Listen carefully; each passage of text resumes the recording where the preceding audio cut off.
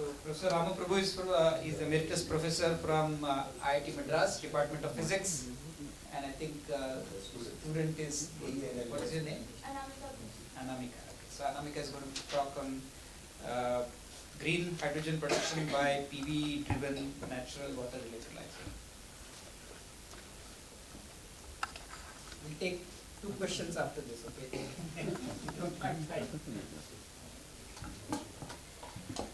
Good afternoon everyone. I am Anamika Ghosh and I am a research scholar working with Professor S. Ramaprabhu, and I am going to present our project proposal on green hydrogen production by photovoltaic driven natural water electrolyzer. This work has been carried out by me, one of my lab mates, she is here, Sana Fatima, and under the supervision of Professor S. Ramaprabhu. And we are from Department of Physics, IIT Madras. So this is our objectives and the project outcome, where we are aiming to synthesize non-precious bifunctional catalysis, and we are mainly focusing on the natural water electrolyzers, and that I will be discussing why we are focusing on this, and fabrication of our membraneless electrolyzer. And the project outcome will be fabrication of electrolyzer, and we will be large scale. We will be taking to the large scale by 2 ACAs. And finally, our goal will be coupling this electrolyzer device with the renewable energy, say photovoltaics, and for the green hydrogen production. So, from the morning we are listening about the green hydrogen and the CO2 emission, and by this time we know that hydrogen economy is very important. And since hydrogen is having a very high gravimetric density, and it can be storable, transportable, as well as it can be. Another important feature of hydrogen is a clean fuel. So when it is produced, it emits 0 carbon. And there are different production methods. Currently it's being produced by the steam methane reformation. 96% of the total hydrogen is being produced by this. But it emits huge amount of CO2. So our goal is to further green hydrogen production. And when we are talking about the green hydrogen, water electrolysis is one of the most greener approach, since byproduct is only oxygen. And there are different types of electrolyzers available: alkaline, PEM, and solid oxide. These all are having some pros and cons. But we are focusing on the alkaline materials because it can use the non-precious catalyst, as well as the membrane is not required for this kind of alkaline electrolyzer. So alkaline electrolyzer is basically a cathode and anode assembly where we are applying the voltage. It will split the water. Hydrogen will be at the cathode side and oxygen at the anode side. It is a robust technology and easy handling, but current electrolyzer mainly uses the DI water and fresh water. And if we go on increasing using this fresh water for the continuous hydrogen production in the long-term goal, then that will put a heavy strain on our limited water resources. So, and another fact is like in the commercialized alkaline electrolyzer, they use the Zirfan membrane that is only available in Agfa, Belgium, and that is also very costly. So, what are the possible solution? Possible solution, we can think of a natural water electrolyzer where we know no need for fresh water, but we can replace it by any of the available water resources, and we can look for an alternative to the Zirfan separator. So this is one diagram that is showing the seawater is the abundant source, and 96.5 are the total earth water resources. Fresh water is very limited. But if we are, I am discussing here seawater because it is the most challenging medium for the electrolysis, because it contains lot of impurities, heavy metals, and then alkaline metals, and number of chlorine. It contains huge amount of chlorine, almost 0.5 molar of chlorine. So if we go on electrolysis for the seawater at the anode, instead of oxygen it may produce the chlorine, or hypochlorite production it can do because it is more thermodynamically feasible reaction. While at the anode side, lot of heavy metals can put the hydroxide precipitate and block the cathode active surface, and therefore it will eventually slow down the whole overall electrolysis process. And these are actually showing, like normally people use in the electrolyzer nickel based cathode and anode. But if we use this kind of nickel-based metal in our electrolyzer, it will easily get corroded because of the continuous chlorine exposure. So these are the challenges that we have tried to meet this in our project proposal. So first of the work that challenge is to replace this metallic support with some of the carbon-based substrate. and because that is not prone for the chlorine corrosion. And these are the objectives. So this is our first work where we have actually tried to develop non-precious based catalyst, and we have demonstrated the seawater electrolyzer, and this is our patent got recently granted in January, and where we have shown the stability test, and after stability we have shown that no chlorine has been formed in this electrolysis process. Later we thought, like, instead of using two different catalysts, like one at the anode and one at the cathode, can we go for a bifunctional catalyst where both anode and cathode we can use the same catalyst.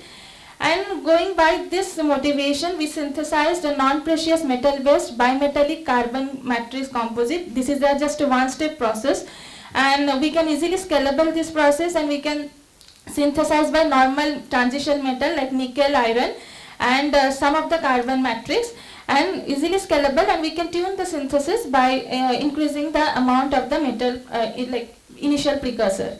And this is our first, some of the small scale report, small scale results in our lab scale, whatever we have done, where we have shown that 10 milliamps per centimeter square is actually the benchmark current density that is considered for the solar to fuel conversion ratio. So, sorry. And we have also run continuously our cell for 200 hours. We didn't see any increment in the potential, like minimal increment in the potential. And after 200 hours, when we have checked the chlorine, like any chlorine has been formed or not, we checked like there is no chlorine formation, and that has been visible by the chlorine detection test. So when we are successful with this test on the lab scale, we further tried to make this flow cell assembly, 0 gram membraneless flow cell assembly. As I told, commercially people use Zirfon, which cost around €285 per meter square, and we have to order in a large volume. So if we can find some alternative, then that particular this part, like the separator electrode assembly cost of that part will come down. We have tried several, we have also tried membrane and also some of the possible alternative for the Zirfon. Out of this, these are having some challenges that I have mentioned in this table. And later we have found like some CNM, like it's some carbon or cellulose based composite. When we have made a membrane out of this, or separator out of this, we have seen like crossover is minimized, and electrolysis process is also like it is having efficient electrolysis efficiency, and with the cost is also minimized. And this is our fabricated device. It is first we have fabricated in a 16 meter square electrode area. Later we have integrated for the A4 size cell, and we need a 1.8 to 2 volt for the overall seawater electrolysis. In this scaling up, we have faced challenges in the applied potential. So these are the challenges that we have to meet. Like we have to have, like the connection issue should be accurate, and voltage fluctuation should be minimum. And we have to see like if any corrosion is appearing to any of the current collector because of the continuous chlorine exposure. And also the separator condition also we have to monitor. Currently our cell is operating for more than 3 months, and we are checking if any degradation is happening or not. And sorry. So this is actually if I can play this video. So this is actually our video that is showing the hydrogen and oxygen evolution. And to check if it is producing hydrogen or not, we have checked that it is almost hydrogen evolving, and this ppm is increasing. It is reaching to the limit of our sensor, that is almost 990 ppm. Oxygen side, we have seen that almost 0, so it is minimum crossover. So we can say like our fabricated membrane is, is able to achieve that goal where the gas crossover is minimized. And this is actually, we have done the Faraday efficiency calculation, like when we are producing from the seawater, the ratio, like we know the water will split into hydrogen and oxygen, to 2 molecules of hydrogen and 1 molecule of oxygen. So over the time we have checked that if the hydrogen and oxygen ratio is being maintained, and we have seen overall it is maintained 2:1 ratio, so Faraday efficiency is nearly 100%. And further, we are aiming to, this work has not been done, and we are aiming to couple this such kind of 2 separator electrode assembly in a stack, and produce hydrogen and oxygen and enhance the production of the hydrogen and oxygen. Here also we will face challenges regarding the internal resistance, voltage fluctuation, but we have to face the challenges, and we are aiming to make this stack. This is one of the comparison, like currently existing electrolyzer with our seawater based electrolyzer, where we have replaced the electrode, metal-based electrode with the carbon-based substrate. We are replacing the commercially available Zirfon with our separator currently, and we are using seawater with 1 molar KOH, but other than seawater, we can take any of the natural water resources such as groundwater and anything, we can do the electrolysis. And this commercial seawater operates at 80 degrees centigrade. Currently, we have done at the 30 degrees centigrade.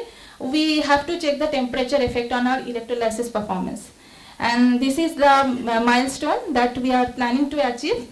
And this is the future plan where we are going to fabricate the electrolyzer with the 2 ACS. And later plan is to couple this electrolyzer with the photovoltaic devices, so to have the green hydrogen, because currently we are using the electric power, so that is not exactly green, but we are planning to couple with renewable energy, so photovoltaic, to have this seawater electrolyzer setup for the green hydrogen production. Thank you.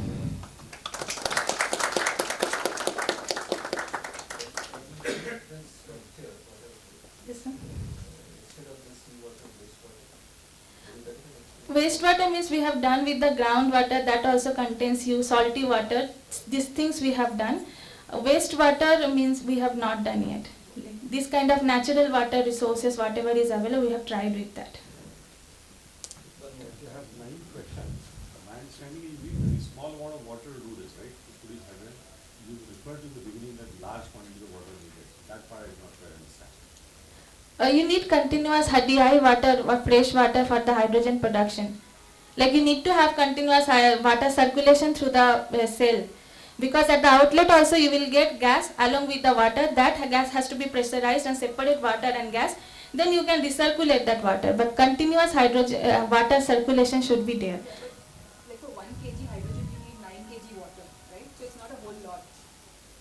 No, lot means like you need to have this water, like, because when you are doing the DI water, you need additional energy requirement, like just you cannot get the fresh water as such. You need some other technology to remove the impurities, and ultra pure water with the KOH or any other electrolyte you have to do the electrolysis.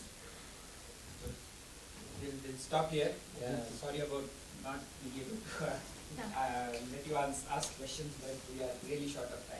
So thank you so much. Thank you. We will have more detailed discussion in the last